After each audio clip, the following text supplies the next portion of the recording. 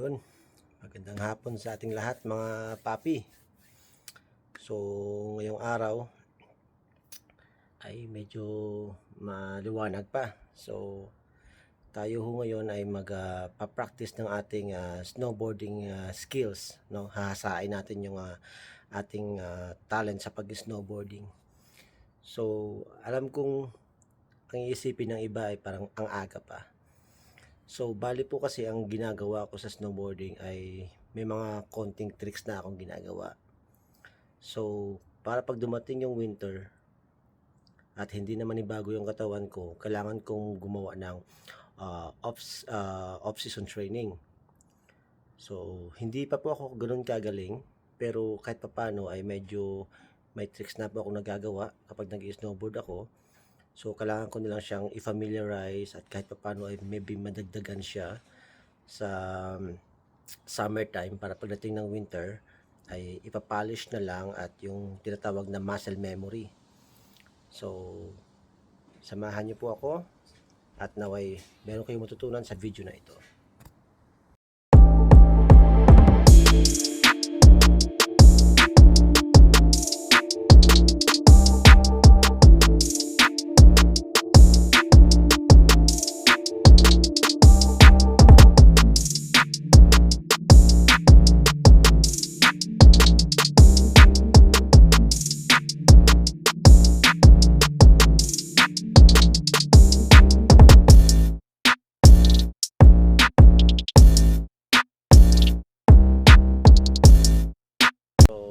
Okay mga paps, ayan, na-set up ko na yung mat natin.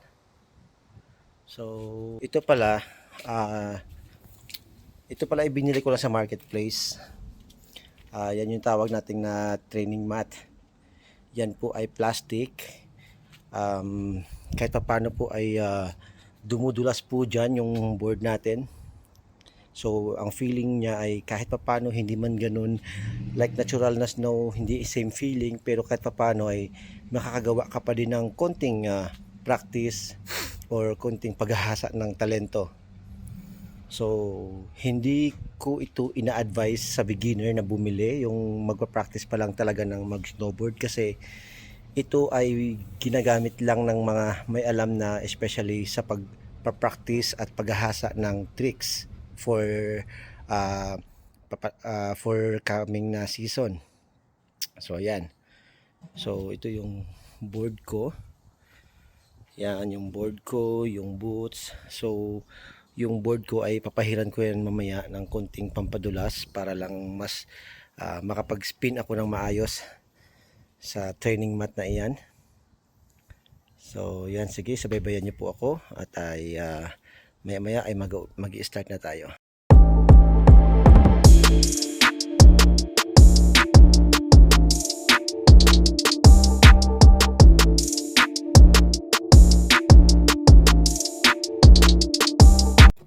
So, ayun mga paps. Medyo naka-ready na tayo. So, nakita nyo naman yung board ko, napunasan na natin. Nag-stretching tayo ng konti.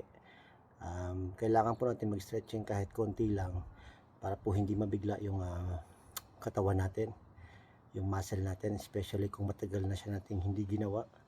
Medyo talagang magkakaroon tayo ng sakit ng katawan either same araw or the next day. So stretching lang ng konti, especially yung lower natin, kasi mostly lower talaga ang gagamitin natin. So yun lang, at mag-start na po ako. Ang gagawin ko lang po ay mga basic lang, like parang dolphin, yung spin, konting mga talon-talon, kasi limited lang po ang pwede magawa. Pero kahit paano, at least meron tayong nagagawa na training or practice para pag dumating yung season ay talaga tayo ay handang-handa na. So sana po ay may matutunan kayo, either tricks or any information tungkol sa mga gamit ko. Pwede po kayo magtanong.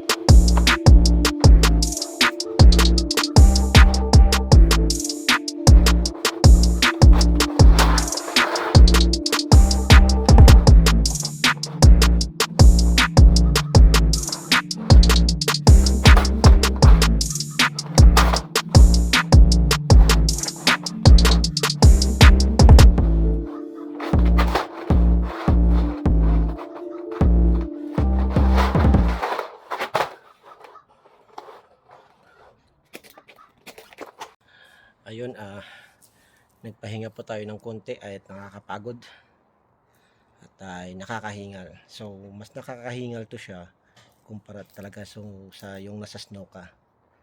So syempre tapos wala na tayong exercise kaya medyo tumatanda na at ay kailangan na bumalik sa pag-ehersisyo. So maikwento ko lang po pala sa inyo yung mga or mai-relay ko lang sa inyo yung mga gamit ko. So mag-start ako sa boots. Ito po. Yan po yung boots ko. 32 siya na BOA. So ang kagandahan sa BOA kumpara sa dati kong ginagamit ay yun kasi yung lace niya talagang itatali mo. Ito kapag ni-release mo to at kinanyan, release na siya. Tapos kapag hihigpitan, push mo lang, pihit hanggang sa yung type na gusto mo. So yan yung kagandahan ng BOA. So marketplace ko lang din po ito nabili, mura. So hindi natin kailangan mag-spend ng brand new. Kasi kung pwede naman tayo makabili ng mga medyo mura, ay doon na muna tayo. Tapos next yan yung training mat. Ang training mat po na yan ay nabili ko lang sa kaibigan ko. Kasi hindi niya na ginagamit. So instead na bumili ako ng brand new na may kamahalan, binenta niya sa akin, so binili ko na. So yung mat na yan ay maganda sa pag-practice ng spin. Pinaka maganda talaga yan sa spin kasi nakita niyo naman kanina ay umiikot ako kahit paano, di ba? So maganda talaga siya sa spin at kung medyo magaling-galing ka na talaga, yung mga pag-press, yung mga talon ay kaya mo nang gawin dyan, or yung pagko-combo, yung pagsasama-sama ng mga tricks, yung kombinasyon. So maganda siya at ay kahit paano ay habang nag-aantay ka ng winter, ng season na bumukas, at least meron kang kahit paano nagagamit. So yan naman yung board ko, Japanese board po yan. In-order namin yan ng kaibigan ko, so majority sa amin ay Japanese board ang gamit. Tapos yung bindings ko po ay Battalion face. So ano po siya, face, so fast entry setup. So marami pang mas maganda dyan, like yung mga step on, meron pang iba, basta yung sa akin kasi syempre medyo tipid-tipid tayo, face lang muna. So yan po yung Battalion face. So laking tulong niya po sa akin last year kasi hindi na ako umuupo para mag-strap ng sapatos ko. So basically ganito siya gagana. So ipasok mo to yung end ng bindings. Yan, so ganyan siya. Ipasok mo lang tong dulo. Tapos i-step mo lang siya ng bigla. Tapos strap mo na siya agad. So yan, ready na siya. Tapos yung pag-release niya, ganun, ito lang, pitikin mo lang to. Tapos angat na. So yun. So lahat naman tayo ay may preference sa board, sa bindings, sa lahat ng gamit. So kung saan po kayo masaya at saan nyo po feel at saan po kayo komportable, doon po kayo. Yan, hindi po ibig sabihin na kung komportable ako sa gamit ko ay magiging komportable din kayo, or same na komportable kayo ay komportable din ako. So parang ganun lang yan. Tsaka lahat ng gamit naman sa patuloy-tuloy mong gamit ay makakapa mo rin. Para lang yung nanliligaw sa babae. Siyempre sa mga unang linggo, unang araw, unang buwan ay medyo binabasa mo pa siya. Pero siyempre pag medyo nakuha mo na yung kiliti niya, di ba? Medyo nakakapag-effort ka na, nagagawa mo na yung mga jokes mo, yung alam mo yun ba, medyo komportable ka na. Okay, so mamaya po tatanggalin ko naman yung mat. So iiwan ko na lang yung pinakasapin sa ilalim. Kasi pag sa mat po ay hindi po ako masyadong maka-practice ng talon na like yung 360, yung full rotation, gawa nga ng madulas yung initiation ko tsaka yung bagsak ko, parang hindi ko pa makapa. So tatanggalin ko yan mamaya, yung mat natin, yung puti. Tapos iiwan ko na lang yung ilalim. So para makapag-practice din ako ng mga jumps at hindi naman ako araw-araw nagpa-practice, siguro once a week para lang medyo hindi lang tayo mawala sa wisyo ba. Tapos ako pala ay nag-i-snowboard sa Nakiska po pala ako nag-i-snowboard at dito sa Nakiska po, so Balay part po yun ng Kananaskis County. Malapit po sa Calgary, siguro mga 50 minutes to 1 hour drive. Tapos minsan po dito rin ako kumukuha din ako ng pass dito sa Winsports. So sa COP, Canada Olympic Park kung tawagin, yan. So dyan po ginaganap minsan yung mga championship, either worlds or kahit yung local tournament. So dyan po ginaganap lagi sa mga mid ng winter, Feb, mga ganyan. So mura siya kung kukuha ka ng season pass, kasi ako ang binayaran ko lang is nasa 400 something lang ang binayaran ko sa buong season pass ko. So sa Nakiska yon 450 yata, parang gano'n na binayaran ko. So for whole year na yon. Kaysa naman mag daily pass ako doon ng feeling ko 150 yata daily pass. So from 9 AM to 5 PM. So kung iisipin mo, apat na punta mo, kung nag-season pass ka, bayad ka na entire season. Tapos ang kagandahan pa ng season pass, kasi meron silang tinatawag na preview. So sa preview, meron silang opening ng like, i-base ko lang last year, so first 4 weekends ng November. So bumukas sila ng siguro yung ibang runs lang yung, pero sa ganung time yung preview tinatawag, hindi pwede ang beginner, dapat medyo intermediate o pataas yung level, kasi walang easy runs doon, talagang medyo delikado sa mga baguhan. Kaya hindi nila ina-advise, at kahit pag pumunta ka doon, merong sign nakikita na beginners is not allowed, parang ganyan. So same din sa Winsports, ang presyo yata ay hindi nagkakalayo, almost same lang, pero mas mura ng konti yung Nakiska. Ang kagandahan sa Nakiska ay medyo mahaba ang mga runs, family friendly, tapos sa ginagawa kong mga practice parang mas ideal siya, kasi maliban sa ginagawa kong tricks, nakakapag glades run din ako, yung tinatawag na 3 runs. May variety din sila ng runs, pero hindi katulad sa Sunshine, Lake Louise na talagang extreme, napakaraming options, talagang mountain riding.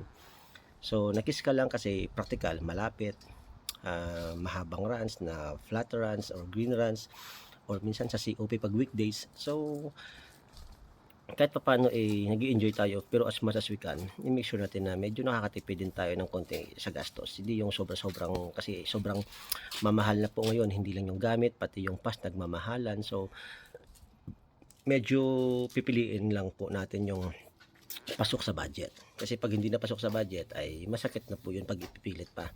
Parang yung nagmamahal ka, tapos pinaglalaban mo, pero nandun na pala sa iba, di ba masakit? Pero same lang din yung snowboard, minsan hindi ka matututo pag hindi ka nasasaktan. Yeah. At ayun nga ho, ay ko na yung mat, ayun po yung puti na ginamit natin kanina. This time po ang aralin naman natin ay yung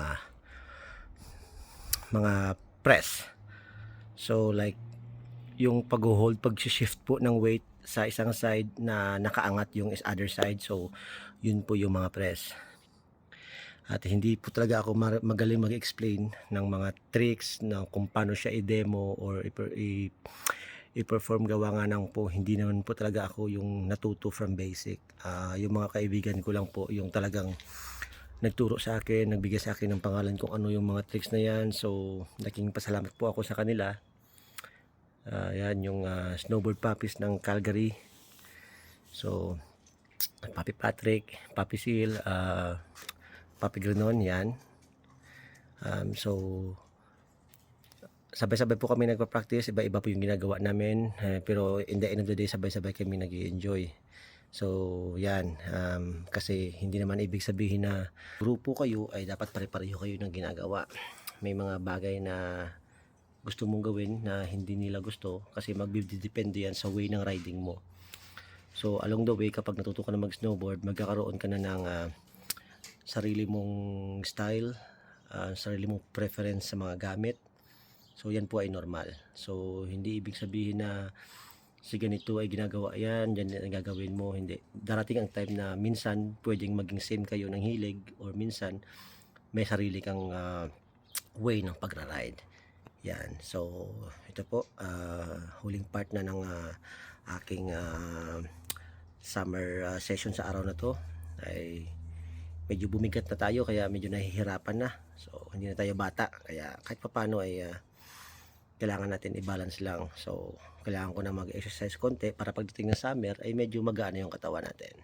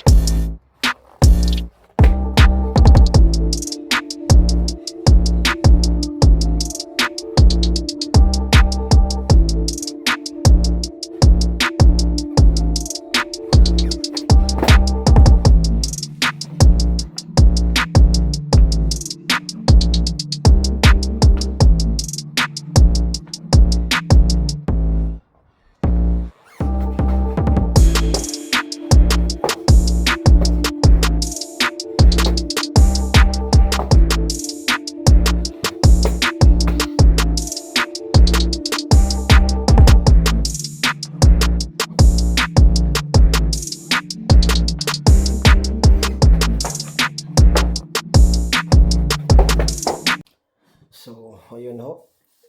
Kakatapos ko lang magligpit at medyo napagod po tayo. Kasi sa nakalipas na mga buwan, buong summer ang ginawa natin ay mag-camping. So, sa camping ang ginagawa natin ay kumain at uminom-inom ng paunti-unti. So, medyo bumigat po yung katawan natin. Kaya medyo hinihingal tayo. Kahit konting ensayo lang, konting talon-talon ay parang napapagod na. So, yun, konting practice lang. At sabi ko nga, para lang sa pagdating ng summer ay hindi pa rin mawala sa alaala ng mga muscles natin, yung mga pinagagawa natin. So, hindi man ibig sabihin na ma-apply mo lahat agad. Pero at least hindi ka na mag-uumpisa sa pinaka zero, di ba? So, yun lang ho. So, sa mga susunod na mga vlogs ay baka paddleboarding naman. Kasi mahilig po talaga ako mag-paddleboard. For some reason, nung sinubukan ko, na gustuhan ko po. Kaya tingnan mo naman yung balat ko parang sunog na. Pero okay lang yun para importante masaya. Yun naman yung ang kailangan natin sa mundo eh. So, see you po in my next videos.